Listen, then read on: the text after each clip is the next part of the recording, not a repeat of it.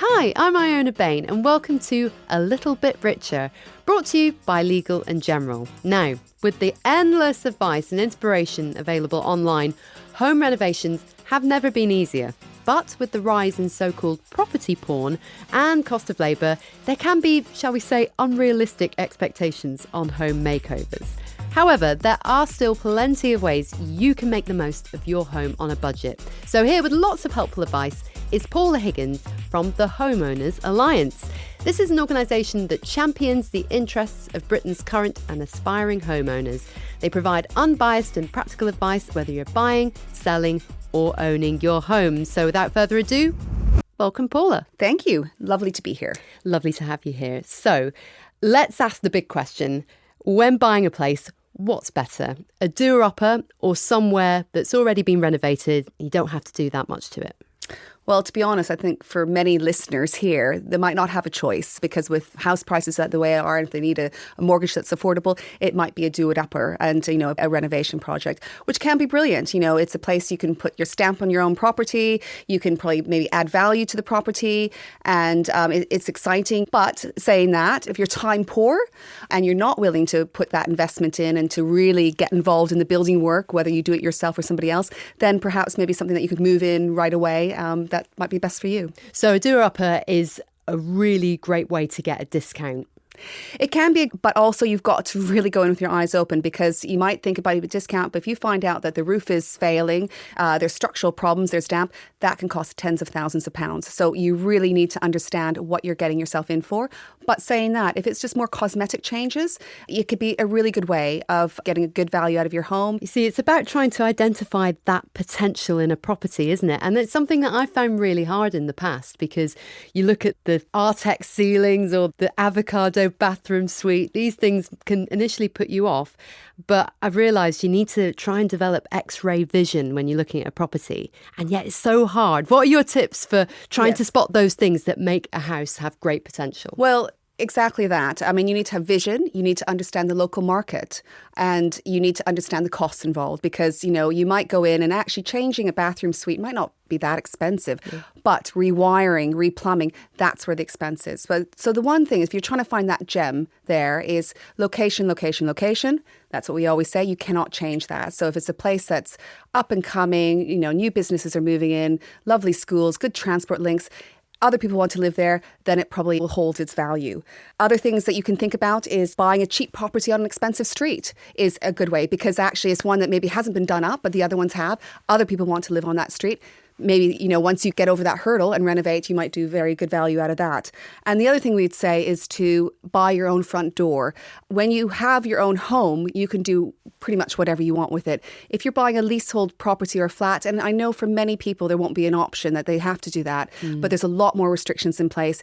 You can't really put a stamp and the value doesn't really hold. There's not really much places where you can add value to the leasehold property. So it's really worth being aware of those differences between leasehold and freehold properties because that will affect what you can do with it. Most definitely. So even though you own your flat as opposed to renting your flat, you will still have to ask permission from your freeholder, from your other neighbours to do work. And also you've got things like service charges, all these sorts of things. So what are the best home renovation ideas for homeowners on a budget? What are the things that will actually add value to a property and what are the things that are a bit more debatable? So there's always easy things you can do like a lick of paint, changing light fixtures, whatever can really change the feel of the home. So that's a bit of a no-brainer. But if you're looking at bigger projects, I would think things like an open plan kitchen. If you talk to estate agents, they could add tens of thousands. And it's actually not that expensive to tear down an internal wall. Wow, tens of thousands of pounds just for tearing down a wall. So we did research a few years ago and it can cost between £4,000 or £5,000. This is all very ballpark figures. You need to look into it yourself. Yep. And you definitely need to get it done properly because you don't want to be tearing down a structural wall. True. But it can really, really add value because to think about it, if you're developing that home, that for the next person who just wants to move in, they'll pay for that. Other things is getting an ensuite or downstairs loo is another one that actually doesn't cost a huge amount, but it can really add value when you come to sell. Also things that you've got space, a garden room. People are working from home now, so people really find that as an attractive thing when you might come to sell. So Really what this thing to add value, it's the potential to grow. So Yes. think of your future self. And even though if you think that the property you're buying is maybe too big for you, but think about whether, can you sublet a room, get a lodger in if you need it? Can you go into the loft?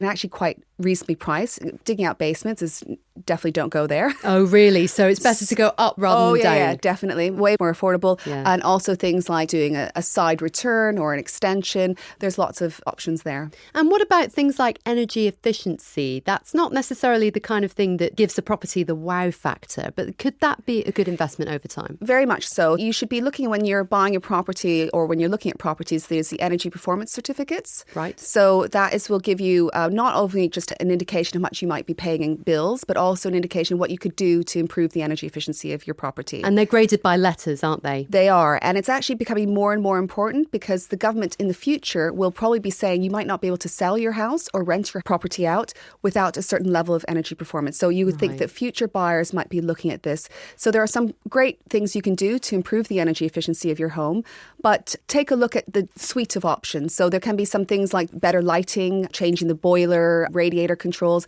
but something like double glazed windows, which we all love, they can be incredibly expensive. The payback is not brilliant. And actually the future buyer might not really say, oh, I'm going to pay that extra because of the double glaze. So let them find out what the price is. But saying that, they are beautiful and it's a great investment. If that makes you happy, your home is where your happy place, and then by all means go for it. But if a property already comes with double glazed window, that's a big tick. That is, and that's probably also something that I don't think others will probably value as much. But do take a look at the energy performance certificates because the cost of heating and energy at the moment is so high, it is definitely worthwhile. So another thing is you can even have two properties on the same terrace street, but if somebody's invested in the insulation, can really make it not even just cheaper to run, but actually a nice place to live and you're not freezing in the winter or super hot in the summer. That's why you want to get up in the loft, because if you keep that well insulated, that will help the whole house stay warm as well, I imagine. That's right. Yeah. And in terms of the energy performance certificates, what's considered a good EPC rating then? It can vary. So, I think that the government is trying to get to C, but to be honest, it depends on the local housing stock. So you can easily check out the EPC ratings of the property you're in, or the property you're looking to buy, and the neighbour's property. But typical terraced houses, you probably look at C, D, E. A, Bs are pretty much unattainable. Those will be new build homes. Right, that's good to know. But don't go for F or G. Okay, F or G, try to steer clear. Yes. So there'll be people listening to this who aren't in a position to buy yet, and maybe they don't want to buy, they want to keep renting, but their options are more limited, aren't they, in terms of how they can make their space feel a little bit more like a home. Have you got any tips for them? Yes, there's still lots of things you can do. Painting is actually quite inexpensive. Of course, ask your landlord. But also there's things like peelable wallpapers, so you can put the wallpaper up and then take it down when you leave. Other things you can do is that invest in furniture and storage, pieces that make you happy that you'll bring with you. Lighting is another easy way. It can make a big difference to have maybe softer lighting, and that is something that you can then take with you as well. And we'd also say something we called curb appeal. So the garden, the front step, it can make you feel happy when you're coming into your home. Having plants around your home, again, very cheap, very easy to take care of, and it puts your stamp on it. That's such a good shout. Okay, soft furnishings and plants. That's what you can do to make your rental home feel a little bit more cosy and like it's yours. And what I would say also is that something that I think renters don't do so much is that there's such a wealth of places you can go locally. Join your local Facebook groups, your WhatsApp groups, your next door, because, you might have somebody down the street who's moving out, has a lot of furniture they need to give away, and you'll be able to pick up. That's a great tip if you're looking to buy a home as well, because you're on a budget and you need to get furniture however you can. Yes, and you can mix old with new. You don't need all the designer. There's some brilliant affordable brands out there. Totally. So buy well. Better to buy maybe one piece that makes you really happy that you'll keep forever. Oh, absolutely, yeah. And hooray for the return of vintage interiors as well, because it means that you can borrow things from your mum and dad, as I sometimes do, or go to a charity shop or go to a secondhand store and get stuff on a budget. So if you have got your place and you're wanting to put your stamp on it, you'll probably have so many things that you want to do, and yet you're on a budget. So how do you prioritise? So the first thing we'd say is don't rush into anything. So go in, live in the space, see where the light comes from, see the rooms that you're using. You might want to think about doing one room at a time. might be a way to sort of budget and learn what you like and what you don't like. But you also need to make sure you've got to stick to a plan and a budget, because you might end up with half-finished rooms. And one thing we'd say is also that you might have to look at the fundamentals. So what you don't want to do is to redo a room and then find out you've got to rewire and you've got to tear it all out again. And that's a waste of money, really. So you've got to start with the basics, how the house is wired, whether there's any structural issues. Is there something that you can do to really uncover those problems in advance? So what we would suggest is that when you're looking to buy the property, that you've done a building survey. If you haven't, you could probably do one afterwards. It's a really good manual for maintenance. And sometimes if you get the right building survey, it'll even give you an estimate of cost, so you can plan out what you're going to do in the future. And then other things you can do, kitchens are a really good way. We know it adds value, but don't go for the designer. Affordable brands, really easy to do. Sometimes you can just repaint cabinets, add a bit more storage, redo the taps. Some easy quick wins there, and you can really make a stamp and add a value to your home. Yeah, when I moved into my place, I kept the frame of the cupboards in my kitchens, but I just replaced the doors and I replaced the kitchen top, and it made it look like a new kitchen without having to rip it all out and start all over again. And another tip is also what a lot of people do, they can get IKEA cabinets. So IKEA cabinets are quite cheap and get your own doors on there.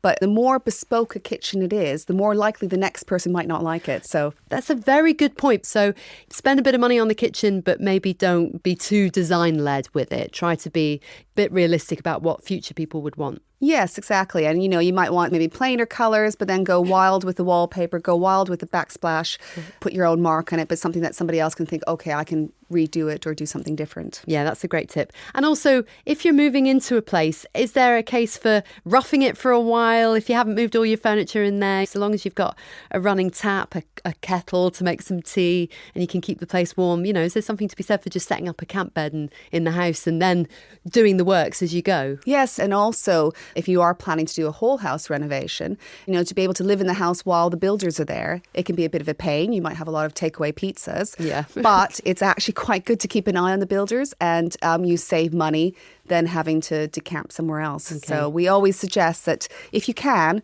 rough it a bit. Rough it, put up with the takeaway pizzas. It's worth it in the long run.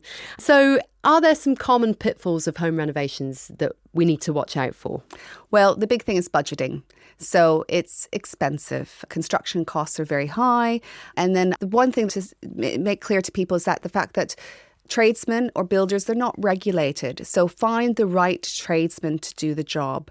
We've got great platforms out there on websites to find a builder, but they're not regulated. So a good builder is one that has got good reviews, you've got local recommendations, and you might have to wait 6 months to get them around to you. And that's a good sign. So unfortunately, anyone can be a builder. And if you don't know what you're doing, they can take advantage of you. It's really surprising to learn that builders not regulated in that way, when they could potentially do a lot of things to your home and take a lot of value off the home, and there wouldn't really be that much comeback. Yes, and it's really, really hard to get redress for that. Yeah. So what we'd always say is that, if you do find a builder that you want to use, or, a tradesman, is make sure you have a contract in place. Make sure you don't hand over all the money in cash, because that won't protect you. Really get involved in the building work. So don't just rely on, I think this will be fine. You really want to become an expert on that. And the thing is that will really help you for the future, because you'll always have to do some sort of project in the future. So you've got to get yourself involved in it. And do you have to get used to potentially budgets overrunning as well? Of course, if you get 3 quotes, not going for the cheapest quote, making sure you get everything done in writing. Sometimes it's surprising that you might say, well, it'll cost X amount to do a bathroom, but they say, by the way, but you have to pay for all the grouting and of course, you've got to pay for the tiles. You can cut costs, but if you can source some of the tiles, the furniture, the sanitary ware, that could be a brilliant way to save money. And it may be that you can put up the tiles yourself. I mean, there is always YouTube to help. Yeah, so keep an eye on the builder, make sure they're doing what you want them to do, and possibly build in a bit of a buffer in terms of your budget as well. Yes, we always say 10%. Okay. And this 10% is always for stuff that is not expected, especially if it's an old house. No, you very quickly learn what is doable when you move into a place, and all these dreams that you have in your head. Yeah, but what you really don't want to do is to put yourself in a position where you're vulnerable to a builder that just walks away, takes your money, or holds you to ransom, pulls out your kitchen, says, I want more money before, I carry on. And unfortunately, this stuff does happen. That's the worst. My philosophy's always been sort of almost do it first yourself. Yeah. And then even if you make a mess of it, then you understand when you get somebody professional in to do it, you can then make sure they do a professional job. Those issues around making sure that you're getting good word of mouth, etc., they don't just apply to builders, do they? Not at all, really. For smaller jobs, like if you need a handyman or a decorator, you can go to these find a builder platforms, but also go local. The decorators locally, they're relying on their local reputation. But I would still suggest that you still try to get stuff in writing or really hone down exactly what they're going to do. Are they going to do one coat of paint? Are they going to be plastering? So you really want to understand. So you're both on the same page and you're not disappointed if they're not doing as much as you thought they would do. So this is going to be really tough, Paula, because you've just given me so many great hacks here. But if we had to whittle this down, what would be your 3 top tips for doing up your home on a budget? So I would say get your sequencing right. You do not want to do something and then have to pull it out again. So, look at the fundamentals, look at the wiring, the plumbing. You need to get that stuff done right. Make a plan. Cost it and stick to it. Be patient. As we said, the best tradesmen are booked out for months in advance. So don't feel you need to get done by Christmas because then you'd be vulnerable to get things done. Fantastic, Paula. You've given me so much inspiration there when it comes to doing up my next place. I'm going to take all those hacks with me. Thank you very much for joining us. You're welcome. Paula, that's been so helpful and inspiring. I can't wait to do a bit of DIY after that conversation. Next time, I'll be joined by Joe Ryle from the 4-Day Week Foundation to talk all about flexible work and getting that crucial work-life balance. I'd love it if you could follow the podcast, leave us a review and help others get a little bit richer too. You can keep up with the show on YouTube, TikTok and Instagram @Legal and General. Thank you so much for listening. Until next time, see you soon.